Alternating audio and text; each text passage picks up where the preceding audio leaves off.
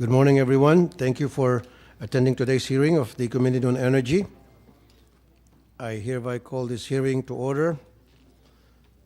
And today's agenda for consideration today are the bills pertaining to the regulation of the midstream and downstream natural gas industry. So therefore, may I ask the committee secretary to kindly read for us the specific bills under our agenda today.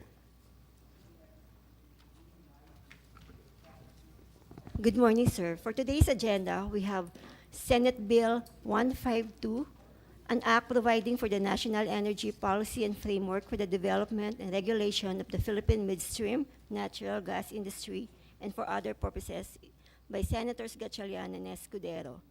Senate Bill 1944, an act promoting the development of the Philippine downstream natural gas industry and appropriating funds, therefore, by Senator Marcos. Senate Bill 1991, an act providing for the national framework for the development and regulation of the Philippine midstream natural gas industry, appropriating funds, therefore, and for other purposes, by Senator Villanueva.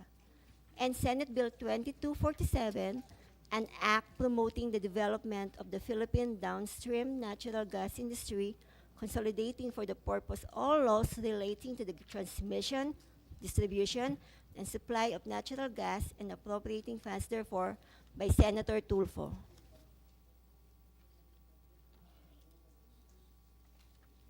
Okay, thank you. Thank you, Comsec Grace. Let me now acknowledge the presence of Senator Win Gatchalian. Thank you, Senator Win, for joining us today. The chair hereby declares the presence of a quorum. Again, Committee Secretary, may I ask for you to acknowledge the resource persons and guests in attendance today. Thank you, sir. Good morning, everyone, and thank you for coming to the Senate. From the government, we have from the Department of Energy, Attorney Rino Abad. From the Energy Regulatory Commission, we have Director Sharon Montaner and Engineer Rochelle Moreno. From the Philippine National Oil Company, we have Mr. Oliver Butalid. From the PNOC Exploration Corporation, we have Mr. Rolando Olinquino Jr. From the Department of Environment and Natural Resources, we have Engineer Lynn Lamboyong. From the Department of Health, we have Engineer Luis Cruz. From the Department of Trade and Industry of the Bureau of Philippine Standards, we have Engineer Ariel Denia. From the Board of Investment, we have Ms. Romalyn Manalo. From the Department of Finance, we have Assistant Secretary Carlo Adriano, together with Attorney Edgar Alan C. Reyes. From the Maritime Industry Authority, we have Attorney Patrick Ferrano. From the Philippine Competition Commission, we have Director Carlos Tolentino III. And from the utilities, we have from the Manila Electric Company, we have Mr. Lawrence Fernandez. From the First Gen Corporation and First Gas Power Corporation, we have Attorney Mark Miranda. From the Philippine Independent Power Producers Association, we have Attorney Ann Estorco Montelibano. From the San Miguel Global Power Holdings, we have Attorney Jupiter Cabagyo. From the Prime Energy, we have Ms. Donabel Quizon Cruz. From the Energy World Corporation Gas Operations, we have Attorney Jocelyn Coronado. From the Center for Energy Ecology and Development, we have Mr. Brent Ivan Andres.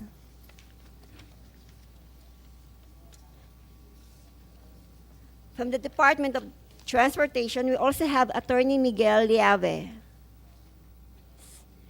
And for the Power for People, Mr. Leody de Guzman. That will be all, sir. Thank you, Comsec Grace. We are convening today to discuss vital bills that will shape the future of the natural gas industry in the Philippines. We are all aware that the energy landscape is rapidly evolving, and the role of natural gas in our nation's energy mix has never been crucial. But before we move forward, let us first understand what exactly is the midstream and downstream natural gas industry. The midstream sector primarily deals with the transportation, storage, and wholesale marketing of natural gas. It serves as the bridge between the extraction of this energy resource and its delivery to end users. On the other hand, the downstream sector covers the final processing, distribution, and the sale of natural gas to consumers and industries. Together, these sectors ensure that this vital energy source reaches our homes, powers our industries, and contributes to our nation's growth. The Malampaya gas field has been a cornerstone of our energy infrastructure for over 2 decades. However, with its reserves depleting, we are at a crossroads.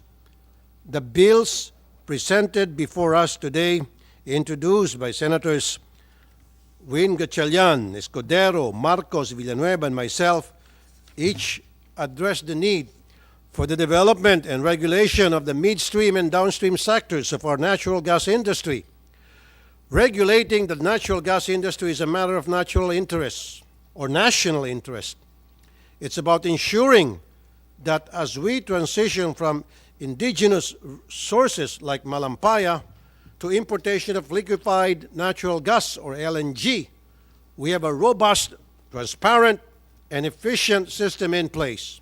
It's about guaranteeing energy security, fostering economic opportunities, safeguarding consumer rights, and promoting environmental sustainability. Compared to coal, natural gas is a cleaner burning fuel, producing fewer emissions and pollutants. It offers a more environmental friendly alternative, reducing our carbon footprint and mitigating the adverse effects of climate change. Moreover, as we aim to transition to renewable sources of energy, natural gas stands out as a reliable bridge. It can complement intermittent renewable resources, ensuring a stable energy supply even when the sun doesn't shine or the wind doesn't blow. Furthermore, we cannot ignore the global rise of LNG. As nations around the world pivot towards this versatile energy source, the global LNG market is expanding, offering opportunities for trade, technological advancements, and energy partnerships. The Philippines must be ready to harness these opportunities to remain competitive on the global stage. As we dissect and discuss the details of each bill, let us remember the larger goal: to create a resilient, sustainable, and prosperous future for the Philippines to a well-regulated natural gas industry. I look forward to a productive and enlightening discussion. Thank you. Now, may I ask our fellow senators present here if anyone would like to make any introductory remarks? Senator Win? Thank you, Mr. Chairman. First of all, thank you, Mr. Chairman, for considering this measure. The bill I filed, SB number 152, was written from ground up, meaning we painstakingly took time to listen to different resource persons. Some of them are here with us today. We consulted with then potential LNG terminal investors, existing power plant operators. We also consulted with US regulators as well as European regulators. These are mature markets that have been importing LNG for many, many years already.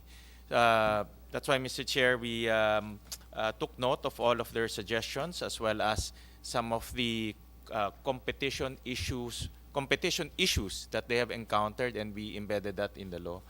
With your permission, Mr. Chair, I actually created a short video for everyone to understand the logic and the reasoning why we filed this bill. And with your permission, if we can show the video. It's a 3-minute video, Mr. Chair. Go ahead. Yep. Senwin. Yep. We can ask the Secretariat to play the video. And this is just to educate everyone, especially LNG is a very technical technology that we'll be using from now on till the future.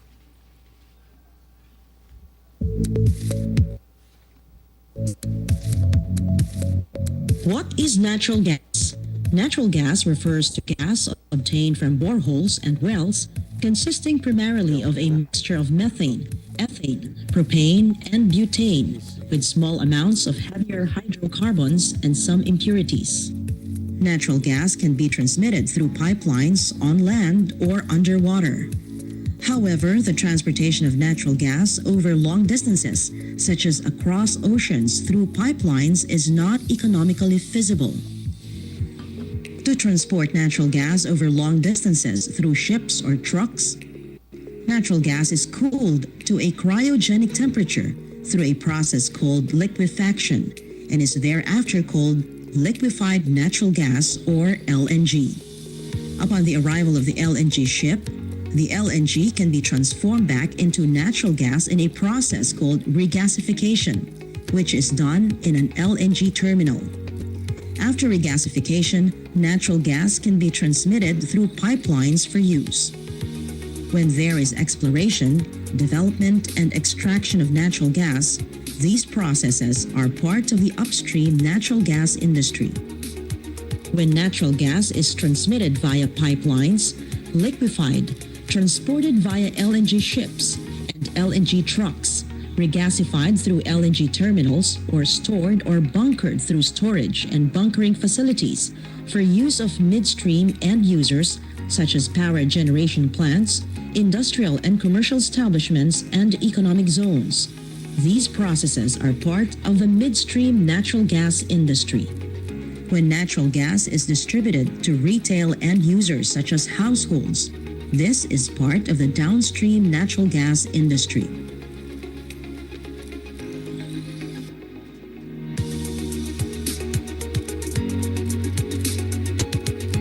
Currently, the upstream natural gas industry is governed by Presidential Decree Number 87, or the Oil Exploration and Development Act of 1972, while the downstream natural gas industry is governed by Republic Act Number 8479, or the Downstream Oil Industry Deregulation Act of 1998. However, there is no law governing the midstream natural gas industry.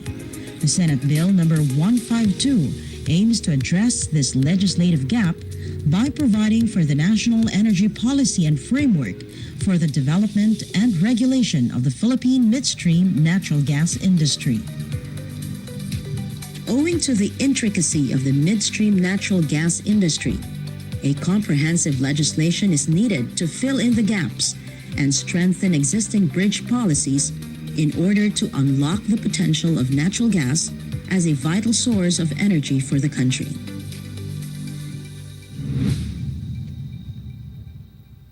Thank you, Mr. Chair. That was a very good presentation. Yeah, very comprehensive and easily understood. Okay, thank you, Senator Win. Is that all? Are you not going to make Mr. any Chair. opening statement? That's it, Mr. Chair. I'll just listen to the comments of our source persons. Is there any other senators present, even via online? Okay. If none, then I would like to put on record the opening statement of our majority floor leader, Senator Villanueva. COMSEC kindly include the opening statement of Senator Villanueva in the records of this hearing. And considering the complexity of the subject at hand, we will be referring the measures today to a technical working group, or TWG. But first, I would like to hear the initial comments and concerns of our resource persons and stakeholders today. And in the interest of time, each resource person will be given a maximum of 5 minutes to express their position. So now let's start with the resource person from, or persons from the Department of Energy. And that will be Attorney Rino Abad, Director of DOE OMB. What does OMB stands for, sir? Oil Industry Management Bureau. Okay, thank you. Yes, Go ahead, Mr. the Chair. floor is yours. You have 5 minutes. Mr. Chair, Abad. good morning. Senator Win, good morning. Mr. Chair, on the side of the Department of Energy, we expect that this law would, if this bill becomes a law, this will actually be primarily implemented by the Department of Energy. So we're very much interested in participating all throughout the deliberation in the Senate for the passage of this bill. Basically, our context in really going for a passage of this law is that indeed there's a law for the upstream. There's Presidential Decree 87, but of course on the downstream oil there's a BP 33, Presidential Decree 1865. We also have the oil deregulation law, but indeed, as pointed out in the presentation, there's no law yet governing the midstream to the natural gas. So, in this regard, of course, we want to institutionalize formally the functions of the Department of Energy as to the parameters as to what level would be the regulation aspect and which part of the industry operation would be deregulated. So I guess I presume that this law will basically clarify those things. And in the aspect of operation, we usually encounter the issue on who makes sure that the operation will be safe and who takes to handle price-related concerns. And of course, in the permitting also, what sort of permits would be expected for the side of the investors. They will be very much interested how and what permits would be required. So these things, Mr. Chair, would really be very important on not only for the DOE but of course for other regulatory agencies to be able to see those clarifications in the law. So rest assured, Mr. Chair, that the Department of Energy will be submitting all the required comments from the committee to the committee, and of course we look at the other comments also of the other participants in this deliberation. Thank you and good morning. Thank you, Director Rino Abad, representative from the DOE OMB. And next to express their position is the representative from the ERC, and that would be Director Sharon Montaner. Director Montaner, go ahead. The floor is all yours, ma'am. Thank you, Mr. Chair. Senator Win. On the part of the Energy Regulatory Commission, we support this bill, Your Honors, and we will be working with the technical working group in the finalization and threshing out of the issues with this bill.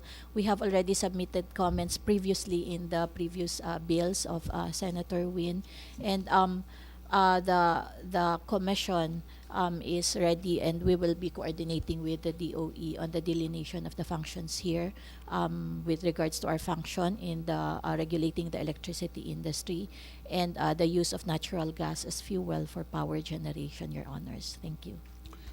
Thank you, Director Montaner. And next to share their opinion is the resource person from the Philippine National Oil Company, or PNOC, and that would be Mr. Oliver Butalid, President and CEO of PNOC. Sir, go ahead. Thank you. Thank you, Mr. Chair, Senator Win. PNOC would like to express our full support for the rationalization and regulation of a very essential sector that would greatly impact the energy generation outlook of our country. On the part of PNOC, we stand ready to complement the efforts of the private sector in broadening access to this energy source. PNOC shall prioritize the use of our industrial park in Bataan for an LNG terminal, and in the nascent phase of the development of this industry, participate in a limited way in activities that would benefit specific customer segments. We also would like to submit, Mr. Chair, that it may not be necessary to repeal any provision of PD 334, that is the charter of PNOC. We believe the powers granted to PNOC under its charter, including the authority to develop oil and gas projects, either by itself or in partnership with other parties, may be strategically utilized within the context of supporting the objectives of these bills. Again, thank you very much, Mr. Chair. Thank you, Mr. Butalid, President and CEO of PNOC. And next to speak is the representative from the PNOC Exploration Corporation. And that will be who?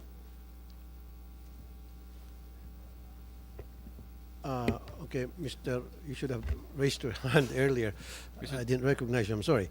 Mr. Orlando Oliquino Jr., VP Chair. for Downstream Operations Division, PNOC. Go ahead, sir. Good morning, sir. Good morning, Mr. Chairman. PNOC fully supports the creation of a law for downstream natural gas and midstream. And then next, that we already submitted our comments to the post for the bill, Mr. Chair. Thank you. Thank you, Mr. Oliquino. That was short and sweet. Now let's hear from the Department of the Environment and Natural Resources, DNR. And where's DNR? Good morning, Mr. Chair. That's Engineer Lenny Ramboyong. Is that Lin or Lini? Lenny po. Lenny, sorry. Yes, Lini sir. Ramboyong. Yes, sir. Engineer 2. Go ahead, Engineer, sir. Okay. Actually, I'm from the Environmental Management Bureau of the DNR. We are actually in support of these bills. However, we would like to formalize our comments and to be submitted to this committee, including the other bureaus of the DNR, the BMB, the FMB also, and the Climate Change Services of the DNR, Your Honor. Thank you, Engineer Ramboyong. And now let's hear the person from Department of Health, resource person, who would share their opinion. Good morning, Mr. Chair. Ayun, dami kasi natin. Engineer Luis Cruz. Morning, Mr. Engineer, Chair, go ahead po. Senator Win. The Department of Health supports the Senate Bill 2247, 1991, 1944, and 152, seeking the promotion of the development of the Philippine downstream natural gas industry. The DOH recognizes the role of natural gas to ensure the country's energy security. However, considering the natural gas industry may involve intensive work requiring or exacting a great deal of work or effort to labor-intensive, the use of heavy equipment and possible exposure to extreme weather conditions and gas emissions, the DOH would like to manifest that health and safety among the industry workers must be given due emphasis or considerations. The industry must recognize that high levels of natural gas exposure can cause natural gas poisoning, which is characterized by fatigue, severe headaches, memory problems, loss of concentration, nausea, loss of consciousness, and suffocation, and which sometimes may lead to death if not given immediate medical attention. So to address this concern, Mr. Chair, the following are our comments and recommendations on the draft bills. 1. Pursuant to RA 11223, otherwise known as Universal Healthcare Act, the natural gas industry shall undergo the process of health impact assessment to ensure the health and safety of those involved, including the surrounding communities, are protected. Members of potentially affected communities shall be well represented also in the process. Number 2, public health mitigation and management plans shall be developed and implemented for all development initiatives. And 3, compliance to the occupational safety and health safety standards of the Department of Labor and Employment shall be strictly observed by the industry. The bill shall include the power and responsibilities of DOLE that implements RA 11058, the Occupational Safety and Health Standards Law, which was approved in April 17, 2018. Number 4, pipeline companies shall take steps to ensure that health and safety, security, and environmental concerns are addressed throughout the planning, construction, and operational phases of the pipeline operations. And lastly, it is important that gas industries establish a program to continue to monitor and reduce methane gas emissions. These include wider implementation of leak detection and repair program. That's all, Mr. Chair, and we will send our official position Secretariat. Thank you po. Thank you, Engineer Luis Cruz from the DOH. Now, let's hear from the DTI. DTI. Morning, Mr. Chair. Oh, okay. Engineer Ariel Morning, Dianla. Mr. Chair and the members of this honorable committee. We fully support the deliberation and enactment of the proposed bills and or the consolidated bill to promote the natural gas industry. Upon our initial review, we have observed minor proposals to the definitions in the proposed bills. And for consolidation, we will submit our position paper to the honorable committee. That will be all, Mr. Chair. Thank you, DTI engineer. And now, let's hear from the BOI, Board of Investments. Board of Investments, BOI. Are you here? Okay, there you are. And your name? Good morning, Mr. Chair. My name is Romalyn Manalo po from the Board of Investments. Ms. Manalo, go ahead. Generally, we support the objectives of this bill. However, we are yet to finalize our comments and to be submitted to the COMSEC po. Thank you, Ms. Manalo. That's all. Thank you, Ms. Manalo from the BOI. And how about the Department of Transportation? Anybody from the DOTR?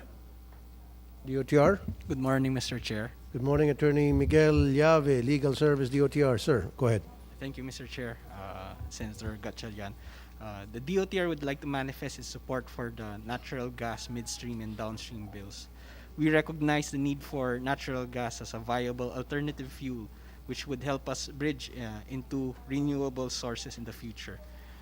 We are presently still consolidating our comments from our concerned attached agencies, and we will be submitting them at the soonest possible time. Thank you, Attorney Miguel Llave from the DOTR. How about the representative from the DOF, Department of Finance? Good morning, Mr. Chair. Good morning. Senator Win. ASEC Carlo Adriano. Go ahead, sir. The Department of Finance recognizes the objective of the measures to establish a healthy and competitive natural gas industry in the country. However, we have four main comments. First one in regards to the rate regulation. The proposed rate regulation should provide sufficient safeguards to avoid passing on costs to consumers. In particular, the rates must be on a level that will enable recovery of just and reasonable costs, which will allow the entity to operate viably. And then number two, on the natural gas transmission system, defined as a public utility. Under RA 11659, or the amendments to the Public Service Act, natural gas transmission system is not a public utility, hence excluded from the constitutional restriction on foreign investment. Third is on the automatic inclusion of the Philippine downstream natural gas industry in the SIPP. The proposed inclusion of the PDNGI chain in the SIPP undermines the periodic review process on the grant of fiscal incentives enshrined in the tax code as amended. And we emphasize that sectors or industries to be included in the SIPP must undergo an evaluation process to determine its sustainability and potential in promoting long-term growth. And then lastly, on the fiscal incentives, sir, we emphasize that any additional grant of tax exemption must follow the guidelines of the Corporate Recovery and Tax Incentive for Enterprises, or CREATE Act, and be subject to the Fiscal Incentive Review Board's oversight to ensure a harmonized and accountable tax incentives framework. Thank you, sir. Thank you, Attorney Carlo Adriano. And now let's hear the representative from Marina to express his opinion. And that will be Attorney Patrick Ferrano. Attorney Ferrano, go ahead, sir. Good morning, sir. The Marina supports the bill, with the Senate bill. However, we'll be submitting our comments to the Secretariat as soon as possible, sir. Thank you, Attorney Ferrano. And now, how about the from the Philippine Competition Commission, or PCC. Is there any representative from the PCC? And that will be Director Carlos Tolentino III. Go ahead, po. Good Director morning. Tolentino, sir. Good morning, Mr. Chair. Good morning. The PCC has consistently supported the Committee on Energy, and we thank you for inviting us today, and we look forward to working with this committee on this measure. Thank you. Thank you, Director Tolentino. And how about the representative from Meralco? Good morning, Mr. Chairman. Good morning. Mr. Fernandez, go ahead po, sir. Thank you, sir. Good morning also to Senator Gatchalian. Mr. Chairman, we support the objectives of the bill, especially for an orderly development of the LNG industry, and as mentioned by the Department of Finance, to attract investments while giving them rates that will ensure a just and reasonable return on any investments in the industry. To add lang, Mr. Chair, to what you mentioned on the urgency of the need for this industry, in the case of Meralco, we purchase almost all of the output of the power plants that make use of Malampaya natural gas. And as you mentioned, Mr. Chair, the supply of Malampaya gas is depleting. But even before that, since March 2021, the power industry has been affected by intermittent gas supply restrictions from the Malampaya supply. So there are instances when the Malampaya supply cannot provide sufficient gas to the power plants, and the power plants have had to resort either to shutdowns or to more expensive liquid fuel, which results to higher power rates for consumers. And not only that, Mr. Chair, even ahead of the depletion of the gas field, we are concerned about the impending expiration of the gas supply agreements of the first gas power plants. So if we recall, Mr. Chair, when the gas supply agreement of Ilihan expired last year, it led to the full stoppage of the Ilihan power plant, and the Luzon grid lost 1,200 megawatts of capacity. With the expiration of the gas supply agreements to First Gas Santa Rita in next year and First Gas San Lorenzo in 2025, we would want to avoid that situation and look forward to the supply of LNG, so for the continued reliable operation of the existing gas plants, Mr. Chair. So with your permission, Mr. Chair, we'll submit our position paper with the detailed comments, and we'd also look forward to participating in the technical working group. Thank you, sir. Thank you, Mr. Lawrence Fernandez from Meralco. And I was informed about the arrival and the presence of Yusek Sharon Garin, who would like to share her opinion on the matter.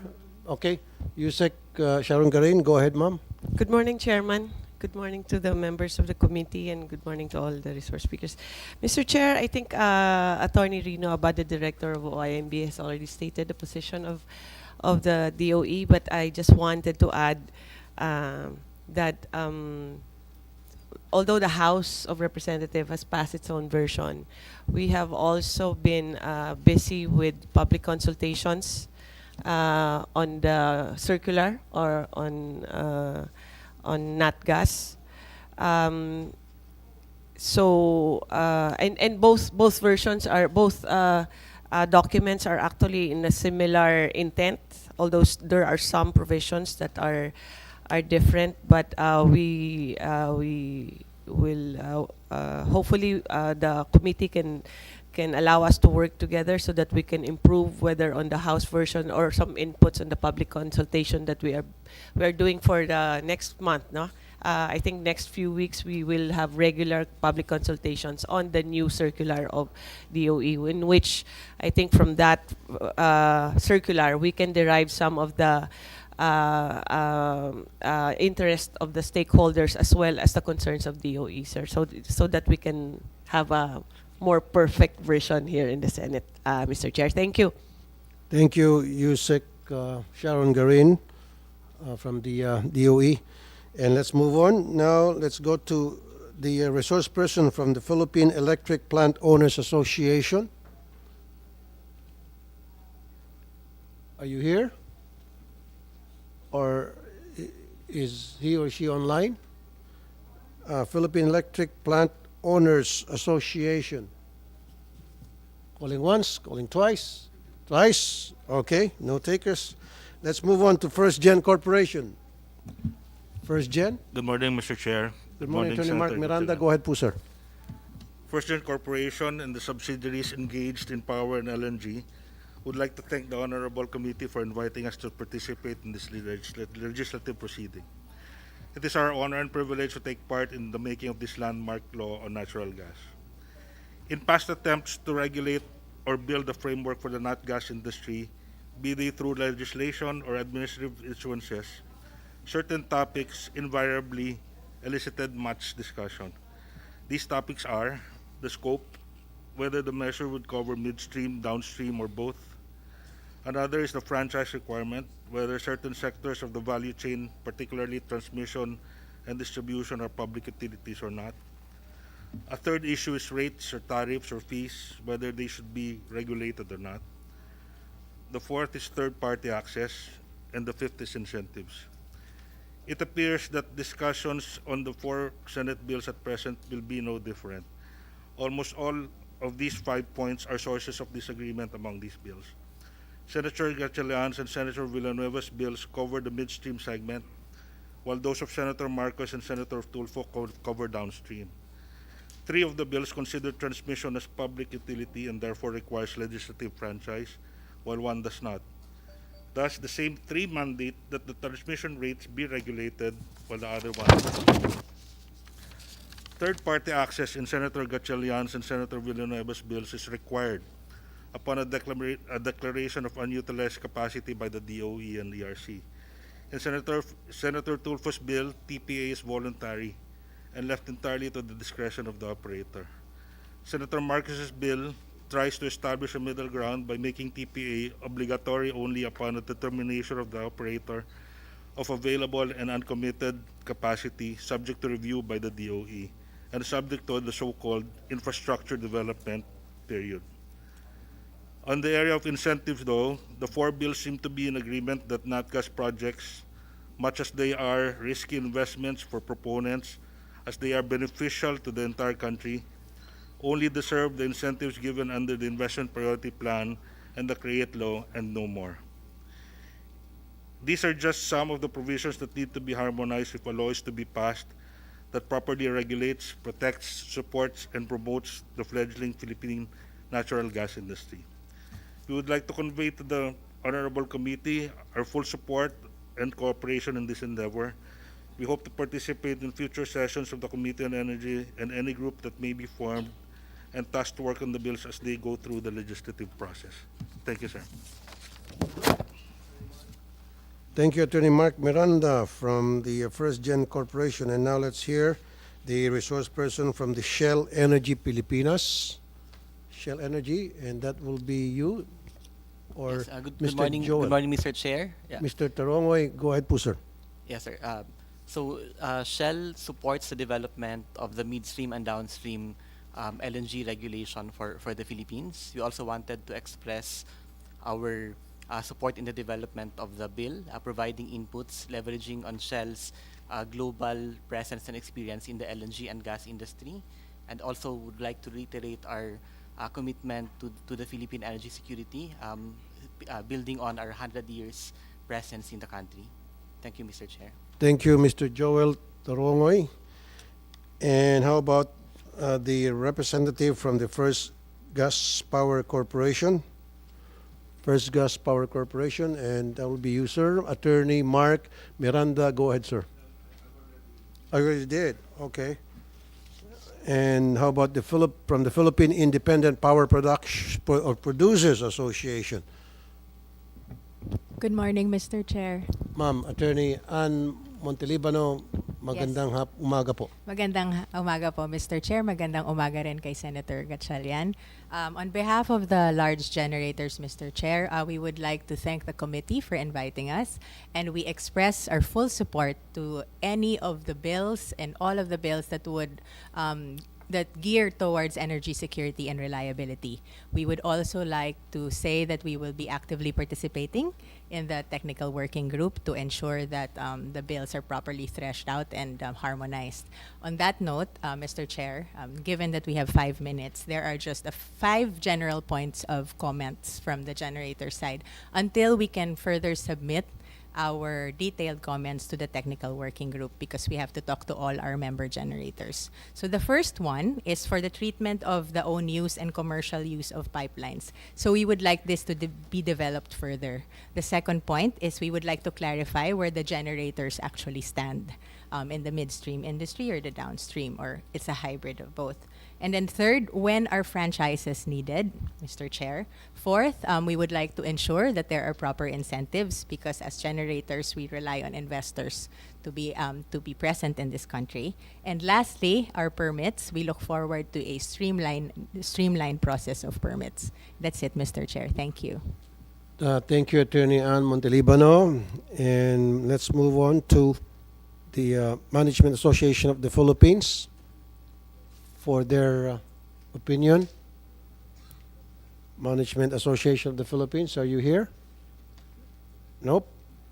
Then how about San Miguel Global Power Holdings? San Miguel Global Power Holdings, Good morning, SMC. Mr. Chair.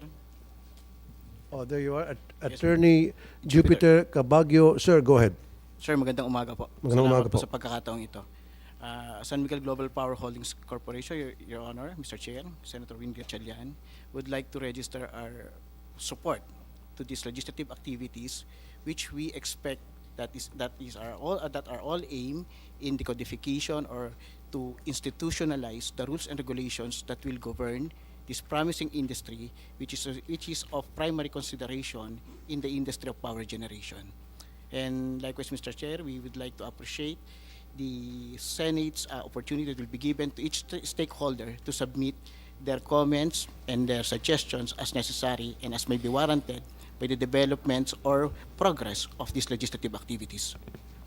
Thank you, Attorney Jupiter Cabagyo. And let's go to the Prime Infrastructure Capital Resource Person. And that will be Miss Donna Bell Quizon Cruz. Did I pronounce it right? Yes, Thank sir. you, ma'am. Go ahead po. Honorable Senator Rafi Tulfo, Honorable Senator Gatchalian, members of the Senate Committee on Energy, ladies and gentlemen. Prime Energy Resources Development BV. Prime Energy is an indirect subsidiary of the Prime Infrastructure Capital and the operator of the Malampaya Deepwater Gas to Power project under service contract number 38.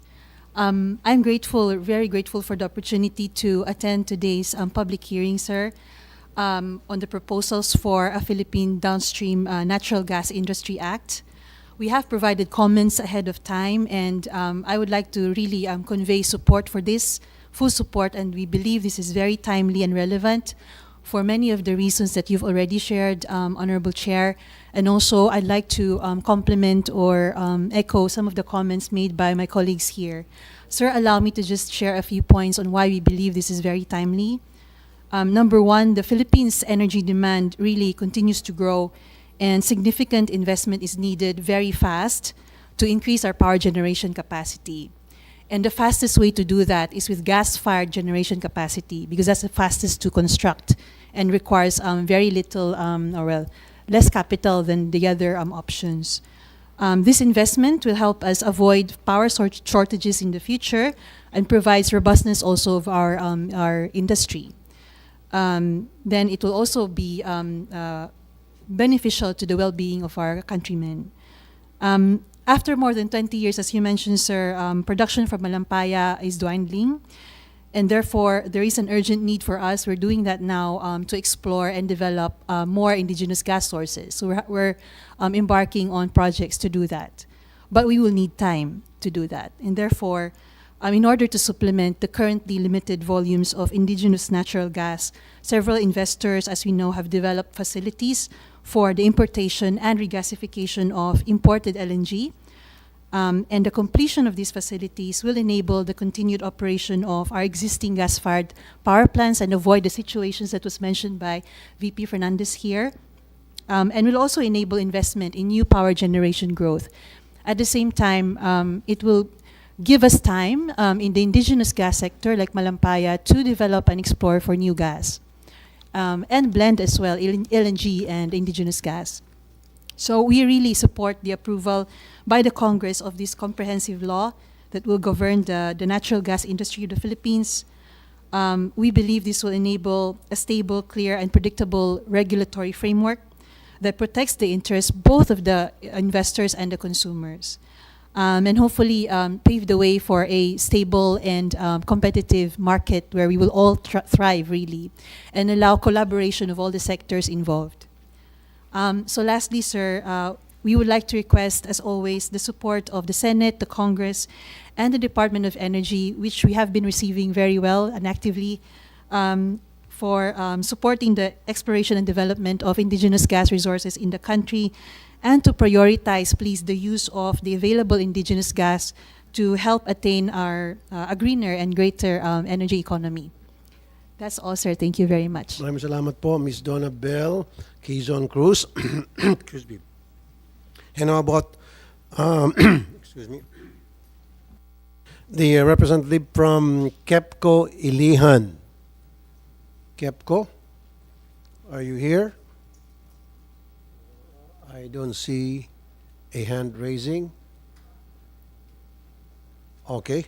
Then let's move to the Energy World Corporation Limited, or LTD. And that would be you and your attorney, Jocelyn Coronado. Yes, sir. Ma'am? Good morning, Mr. Chair. Good morning po.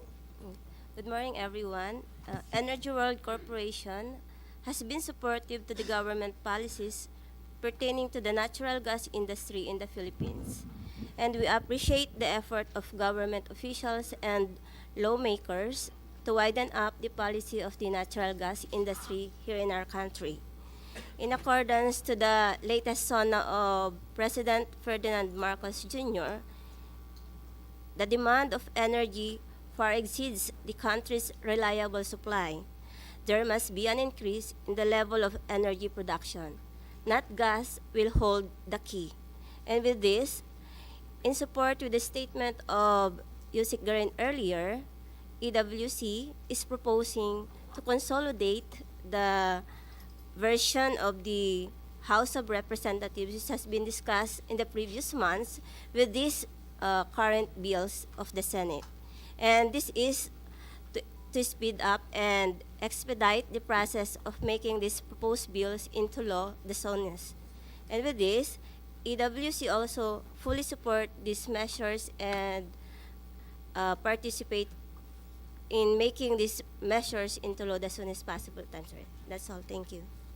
Thank you, Attorney Jocelyn Coronado, ma'am. And next to speak is Energy World Corporation. Was that you? Oh, okay. How about Team Energy Philippines? Team Energy Philippines, are you here? And you're not? Then how about Center for Energy Ecology and Development? Center, and that will be Mr. Brent Ivan Andres. Sir, go ahead. Good morning, Mr. Chair. Good morning, ladies and gentlemen. The Center for Energy, Ecology, and Development, or SEED, is a think-do institution that advocates for sustainable sources of energy to power the country's development.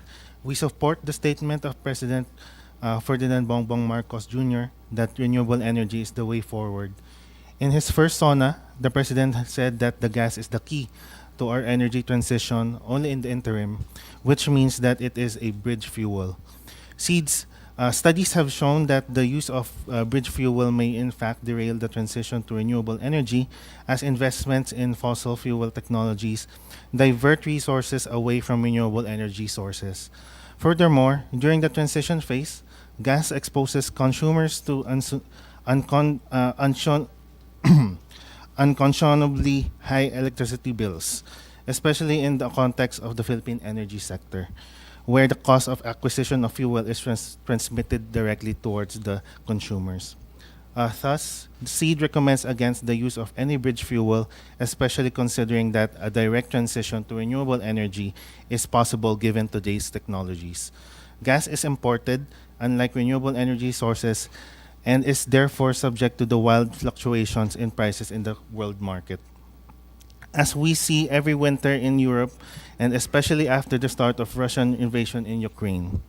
This does not factor in the climate science that states gas is little is little better than coal in limiting global warming to the 1.5 degrees committed by the Philippines in the Paris Agreement. Nevertheless, if it is the policy of the government to pursue a transition fuel, the bills currently pending before must explicitly include the transition provision.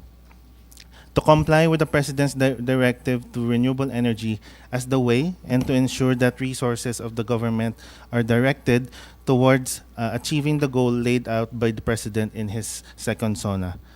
The natural gas development bills must have provisions to limit the expansion of the gas industry to what is only necessary to accomplish the transition. To this end, SEED proposes the following provisions to be included in the final draft of the bill of the Senate. First, declaring a policy of committing to meet the 1.5 degree Celsius Paris temperature goal. 2, declare a coal phase-out policy to implement the first phase of the energy transition. Insert a restriction on capacity, lifespan, technology, and emissions of natural gas projects. And last, insert a sunset provisions on incentives to natural gas and an exit strategy to implement the second phase of the energy transition. To minimize the economic dislocation that high and volatile electricity prices would impose on the consumers, SEED further proposes that all power supply agreements, including the emergency power supply agreements, include a straight pricing provision. Given the incentives already provided for the gas companies and further incentives outlined in the bill, it is only fair that these companies commit to a single price for their electricity for the duration of the contract. It was the provision in the PSA between SPPC and Meralco actually which held down the price of electricity in the Meralco franchise area during a time when electricity rates were skyrocketing elsewhere in the country. Finally, to address the environmental effects of gas, we also propose the provisions to be included to ensure that all gas projects comply with the latest credible environmental and climate science concerning their technologies, practices, and emissions. Your Honor, Mr. Chair, SEED is volunteering to be a resource person for the committee and any technical working groups to assist in crafting the natural gas bills in accordance with the objectives set by the President in his SONA. We will also submit a position paper with details on the positions we have outlined so far for more information about them, including proposed wordings of the provisions we suggested. Thank you, Your Honor, Mr. Chair. Thank you, Mr. Andres. And how about the resource person from the Philippine Legislators Committee on Population and Development? Are you here? Okay, there you are. And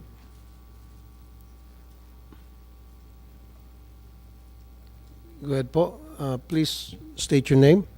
Good morning, Mr. Chair, Senator Gatchalian. I'm Erin Flores from the Philippine Legislators Committee on Population and Development. The PSCPD recognizes the measures, all of the bills filed for the establishment of the midstream and downstream natural gas industry. And we will be providing our position paper with the comments on the said bill, and we provide our support to join the technical working group. That's all, Mr. Chair. Thank you. Salamat po. And how about resource person from the Citizens Watch Philippines? Are you here? Present? Citizens Watch Philippines? Nope. And the last but not the least, Power for People representative. Oh, that's Mr. Leody de Guzman? Go ahead, Mr. de Guzman, sir. Magandang araw, Mr. Chairman. Senator Gatchalian, magandang umaga po. Basahin ko lang para diretso. Sige po. Sang-ayon kami sa sinabi ni DOE Secretary Lutilla, mahal ang gas. Dahil inaangkat ito at maaari pang tumaas kapag nagkaroon ng problema sa mga bansang pinagkukunan nito. Nitong Mayo, ang South Premier Power Corporation na pag-aari ng San Miguel Corporation ay naningil sa mga consumer ng Meralco ng mahigit 50 pesos per kilowatt hour mula sa kuryente galing sa planta ng gas. Samantalang pwede namang bumaba ng 3 piso kung ito ay renewable. Hindi kailangan din ang gas para magkaroon ng dagdag na kuryente sa Pilipinas dahil sa tingin daw ay merong kulang na 8 gigawatt by 2028. Dahil mayroon namang 11 gigawatt na darating na renewable energy at pwedeng madagdagan pa ito kung gugustuhin talaga ng gobyerno. Mayroong program din ang gobyerno tulad ng Green Energy Auction kung saan nagresulta ng 5.5 gigawatt ng energy bids. Mga may puhunan lang sa gas ang nagsasabi na kailangan ito. Pangatlo, kontra sa mahirap at pabor sa mga bilyonaryo ang panukalang batas na ito. Ang Shell, noong nakaraang taon, kumita kayo ng 4 billion pesos. Lugi ang consumer kasi sila nagbabayad ng mahal na kuryente. Lugi ang mga mangingisda dahil wala silang mahuli dahil sa mga kaguluhan doon sa dagat pagka nagtatapon ng mga tubig na ginamit na as coolant. Lugi rin ang gobyerno dahil bukod sa incentive na iaalok ay less na ang tax na kukolektahin. Lugi lahat, bilyonaryo lang ang panalo. Nakakasira pa sa kalikasan. Ang gas, pag sinunog, naglalabas ng methane na nakakalason at nakakasira sa ating klima. Ang mga planta ng gas, kailangan ng maraming tubig, tulad ng sinabi ko kanina, para palamigin. Kaya yung mga planta nasa mga tabing dagat, pero pagka yung ginamit na tubig, itinapon sa dagat, toxic yan, lalayo ang mga isda, pati yung bahura, masisira. At hindi rin naman pwedeng pumalaot pa dahil yung mga mismong dinadaan ng mga carrier niyan, delikadong dumikit yung mga mangingisda. Kaya uuwi sila, walang huli, kadalasan, tapos paparusahan pa ng mataas na presyo ng kuryente. Kaya panghuli, gusto namin ng batas na pabor sa mga mamayan at sa consumer. At yung batas na hindi nakakasira sa kalikasan. Hindi dapat gawin ng batas ng Senado ang kasalukuyang panukalang ito. Bakit pa kailangan itulak ang gas bill kung mayroon ng tayong renewable energy law na dapat ay ma-maximize ng gobyerno? Kung ang RE is the way forward, ang pagsandal sa gas is a step backward. Kaya yun po yung aming prayer. Yun lang po at maraming salamat. Maraming salamat po, Mr. Leody de Guzman from the Power for People. Bago tayo mag-move on, since nabanggit nyo po yung Shell San Miguel Meralco, ano po, meron bang gustong sumagot doon sa mga nabanggit ng mga kumpanya? Shell San Miguel Meralco? Wala? Ayaw nyo muna magsalita ngayon? How about si DOE? DOE, mukhang takot ata lahat. Sagutin si Mr. Leody de Guzman. May matapang ba rito ngayon? How about you, Yusek Sharon Garin? What's your reaction doon sa mga sinabi ni Mr. de Guzman? Thank you, Mr. Chair. Just because it's a renewable energy, dahil solar or wind na wala kang fuel na binibili, it doesn't mean that it's cheaper. Ang technology po mahal din, ang investment mahal din. So hindi po dahil RE siya, it's a cheaper type of energy. I'm just getting the numbers on the cost per kilowatt hour or per megawatt.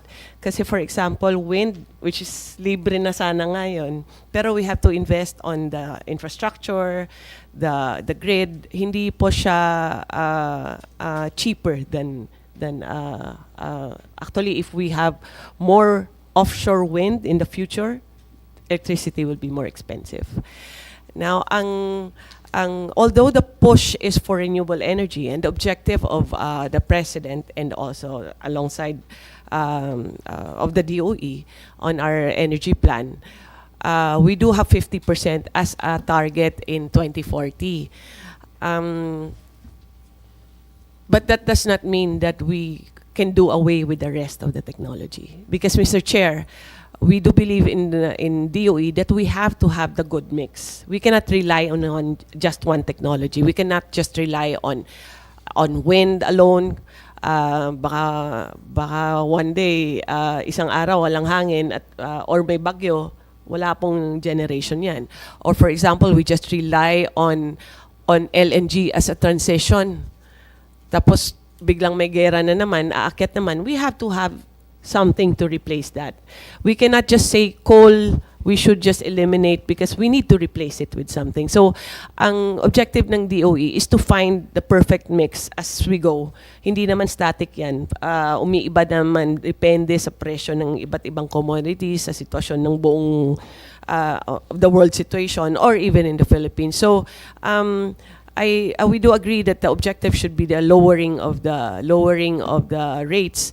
But if we do want clean energy, Mr. Chair, or green energy, or less brown energy, we have to add a little more on the rates. Hindi po, kung gusto nyo po ng organic or healthy na grocery, kailangan talaga may premium yan eh. Ganon din po sa energy. There's a premium to having a greener energy. But at the end of the day, if you eat organic, you'll be healthier and you live longer. It's the same way that if you have RE, you pay more expensive, but the environment and the health of people is addressed also, sir. So we'll just get the numbers, sir. I'm requesting it from the department right now. Thank you, Mr. Chair. Thank you, Yusek Sharon Garin. Yusek Garin, I don't know if I have to address it to you, my question, my concern. Kasi I've heard from my legal team na nagda-draft na raw po kayo ng IRR ahead of us, na hindi pa naman kayo sure kung anong bill ang mapapasa rito. Is that true? Na pinapangunahan niyo po ata kami lahat dito? No, Mr. Chair, we already have an existing circular on downstream of nat gas or LNG. We are improving on it currently. We are also waiting for the bill, but while the law is still not a law, we are not touching on the sensitive areas muna, sir. What we are addressing, kung ano lang muna, kasi compared to when it was issued, the department circular, and today, we have 2 facilities already that are in place, and we need to address their concerns as of the moment, sir, even without the passage of the bill yet. So, kailangan ayusin namin habang naghihintay kami ng batas po, Mr. Chair. Thank you, Yusek Sharon Garin. I hope all that were invited, present here today, were allowed to speak, unless if I failed to mention your name, please raise your hand so I can recognize you and let you speak. Wala. Kompleto, nakapagsalita na lahat. Before I adjourn, yeah, that's why I'm going to go to you now, sir. Senator Win, yeah, you have your own comments. Yeah, thank you, Mr. Chair. I just want to go to the basics, because when we filed this bill, it was, I think about 2 or 3 years ago. The scenario is much different than now. No? And Yusek Garin is absolutely correct that during that time, there were a lot of interested parties investing in a terminal and regasification plant in the absence of a law. No? So, in the interim, the DOE promulgated a department circular to promote and regulate midstream LNG, the midstream LNG industry, Mr. Chair. So, but then again, the law is far more superior than the department circular. So anything that we enact here will supersede any department circular that they will be that they have promulgated or will be promulgating in the next few months, Mr. Chair. But totoo ho yan, ang dami na hong gustong pumasok ho sa atin, but since we don't have a law, the DOE promulgated sort of like an interim department circular pending the law that will be enacting. But that's why I thank the committee chair for hearing this bill, because there's really a sense of urgency to get this up and running. Mr. Chair, if your permission, I just want to get some basics recorded in the hearing. I just want to ask the DOE or maybe PNOC. We understand in the past that Malampaya, the sole source of natural gas right now, Attorney Rino, is Malampaya, correct? No, that's. Can you use the mic so that we can record that? Yes, Go ahead, Attorney. yes, Mr. Attorney Chair. Abad, you're But we recognized. also understand that Malampaya is already dwindling. It has already started to dwindle. And is there Prime Energy is also here? They can join. But is there a can you show to the committee the output that is being generated by Malampaya and the reduction in output of Malampaya to date? And when do we see an actual year or an actual time wherein there will be no more Malampaya? No? Because I understand that well, based on my data, no, it has already started dwindling. That's why there's duration happening in the power plants, no, Attorney Ann. So just give us an overview on the Malampaya output, the Malampaya outlook, and what is the time frame on which Malampaya will totally run out. No? That's also the whole point why we extended the contract to look for more. No? But assuming we don't find anything, when will Malampaya stop producing gas? Mr. Chair, my bureau handles the downstream. Yeah, that's so, no? for accuracy, Mr. Chair, I would rather endorse Yes, the clarificatory answer to that To Prime to those Energy. questions to Prime. Okay. Mr. Chair. With your permission, Mr. Chair. Go ahead, Prime Energy. Are you here? Are you still here? Yeah, that's. I'm here, sir. Ms. Donabel Quizon, go ahead, answer. So give us an outlook on Malampaya. No? Mm. Has it already dwindled? When is it going to end, if there is an end? No? What year? So that we know. Because the whole logic here is to bring in imported LNG. Mm. Because what we're saying is, mauubos na si Malampaya. Correct? No, so, give us an outlook. Because if you're saying, hindi mauubos si Malampaya, we'll find more, then wag na natin tuloy itong bill. Diba? Sige, I'll share Yes. a few. Yeah. So we can't really pinpoint an exact year or date when the Malampaya supply will just sort of cut off, because it depends on how we operate, how we plan our production. Pwedeng babaan kasi ngayon or taasan ngayon, depende on what the public needs actually. So it's really it's a kind of an open-ended na process. Now, it's true also that the pressure of the reservoir is that's the nature of it. The geology of it is such that the pressure would decline over time. So what we need to do before, at a certain pressure level, we have to explore already for other sources in the same petroleum system or other areas close by that will tie back or link to the existing facilities. So that's what we're doing now. So when that happens, we would be able to supplement. So the pressure will go down like this. We tie back additional gas. It would then supplement the existing sort of flow from the same infrastructure. Now, the problem that we are facing is that it takes a long time to explore and develop for indigenous gas resources. So typically, in the industry, it would be taking between 5 to 10 years. And the delay of the renewal of the contract of SC38 contributed to that delay. So the longer we wait for the contract to be approved, the shorter the time we have left to explore. But that problem has been solved now. The president already, as you well know, approved the contract for us to continue exploring. So we have that already, and that's why now nag-explore na po kami. But we need time. We need time, 5 to 10 years. And therefore, habang bumababa yung pressure, we have to continue exploring and for new gas. We will need LNG to fill in the gap while we are doing that project. And that's why we have a bill like this to ensure na when we, this is what I understand, sir, and that's why we really support this. So we need the LNG bill in order to allow for us, for all of the parties who are importing gas, or in the case of ourselves, our proposal is to also blend the imported LNG with indigenous gas.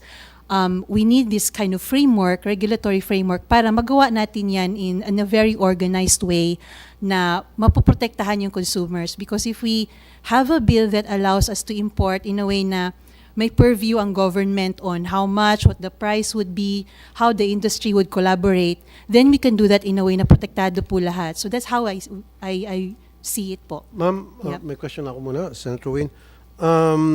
May projection, this is from the DOE, I guess. I've read some news reports years ago na Malampay will be depleted by 2025. I'm not sure 2025 or 2027. So kung it will be depleted by then, bakit recently you guys, yung company nyo just bought a controlling share? So maybe meron kayong alam na hindi alam natin mga taga-gobyerno.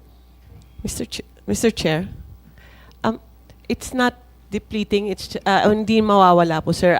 If you compare to last year or 2 years ago, it had to, I don't know the technical, 300, how do you call that? Scabs? Million standard cubic feet. Yun, sir. Basta may 300 siya, ngayon 285 na lang siya. So bumababa lang, but it's not like it will be gone from one day to another. That's why in the work plan and when we approve the extension, they have to do extra work in order to explore the other areas, sir, which we should have done. That's correct. Prime is correct. We should have done that years ago pa, and not wait for na mag-deplete siya. But now it's the agreement with Prime that we extend, but you have to explore other areas so that we make sure that kahit magbawas na yan, umabot na lang siya ng mga 200 na lang, then at least we have a new well, hopefully. Thank you. Continue, Senator Win. Sorry for the interruption. No, thank you, Mr. Chair, for that intervention. Because I got this information from DOE, and let me just flash on Figure 10. Since 2019, the output of Malampay has been going down. No? I'll show it on the slide. No? So it's been. The reduction is about 1.56% in terms of reduction. So, and we all know that this type of resource is finite, no? Meaning it will end at one point. No? So, what we want to understand is, and if this disappears, it's not your fault. Huh? It's really the nature of this business. So, what we want to understand, this one, slide 11. What we want to understand is, give us the outlook on, has Malampaya started to dwindle? Is the output of our power plants been affected already because of this curtailment? Because I understand, and Attorney Ann can also weigh in later on, because I understand the output of our power plants have been curtailed or derated because the output from Malampaya is already going down. No? And now the uncertainty is we don't know when the new wells will come in. So we have a scenario wherein output is going down, new wells is uncertain. No? So it will affect obviously power generation. Sorry for nasa likod nyo, no? But that's the information that we got from Malampaya. So we want to know the reality. Is it going down? Maybe it's hard to say when is it going to disappear, but the reality is output is going down. No, it's not the same as 2019 where output is at the peak. So just give us your outlook. Without any of that new well, is it how long?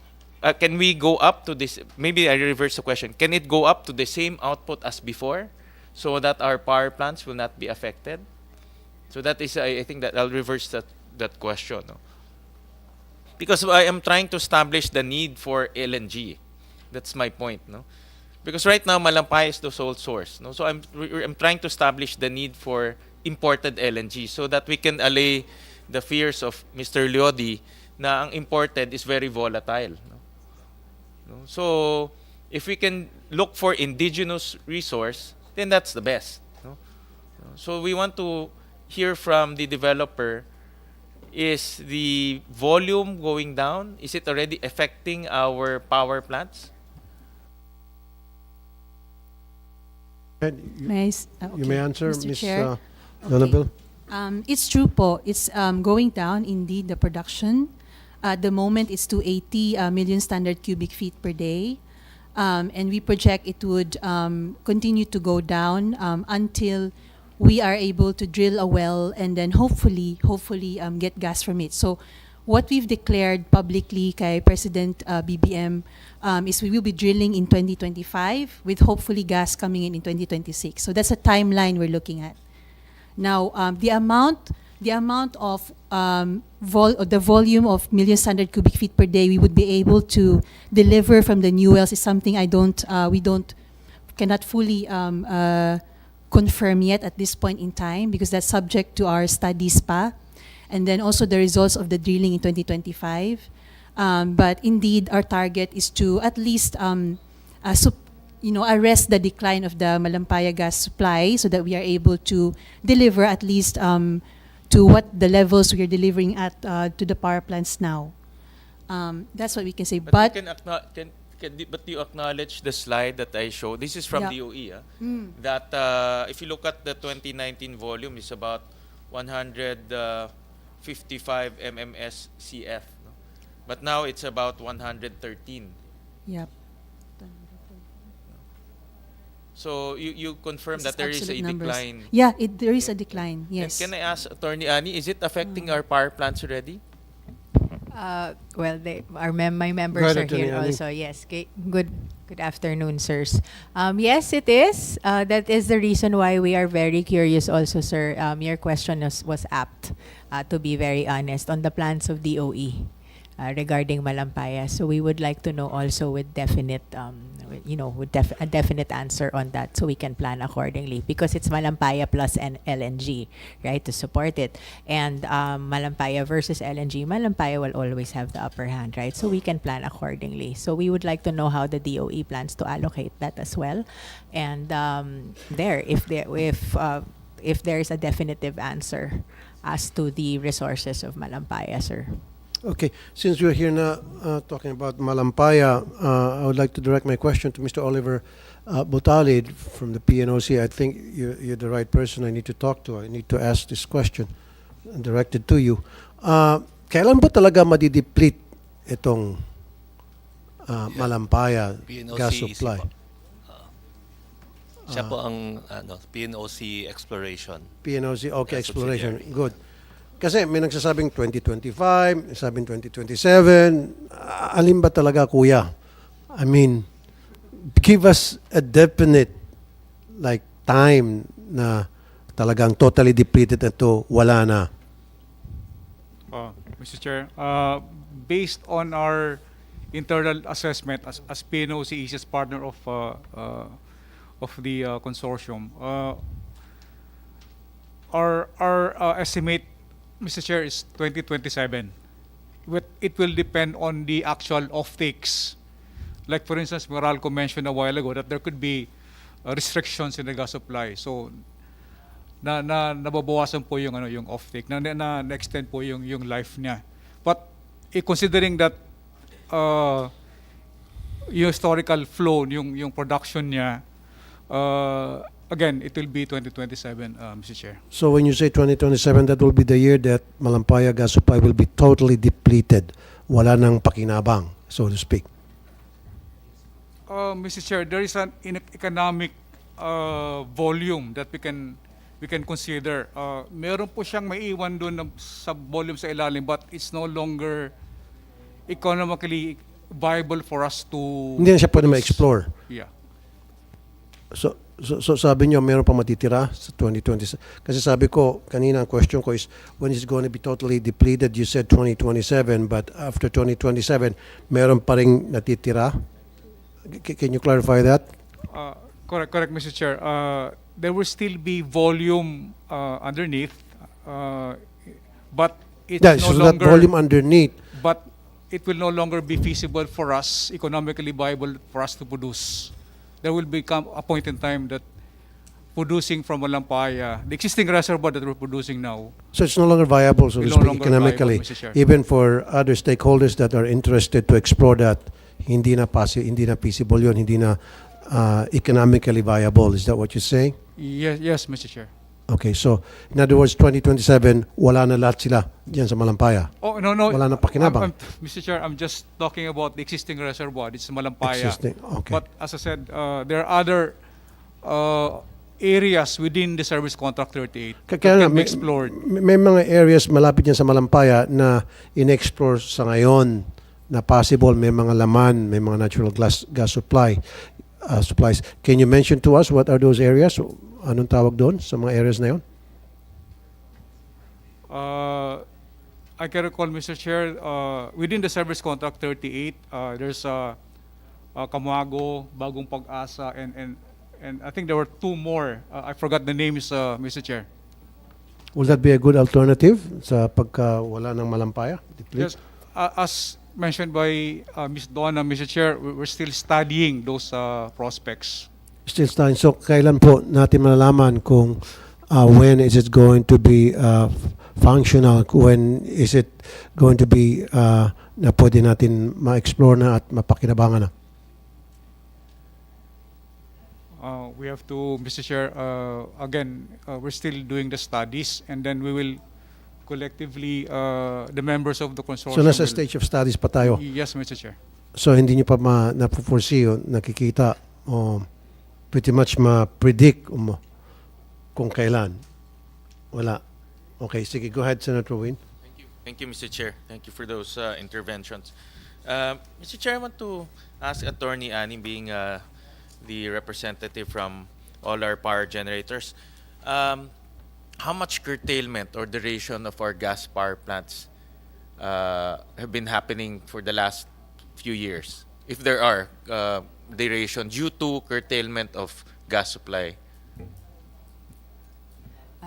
Honorable Senator, I would be able to give you that data to the exact number by later this afternoon. But yeah, but there is. Yes, I there would is. definitely So say. meaning but so and yeah, go ahead. yes, but there is, Mr. Senator. As to the exact number, I will be giving you the data later this afternoon.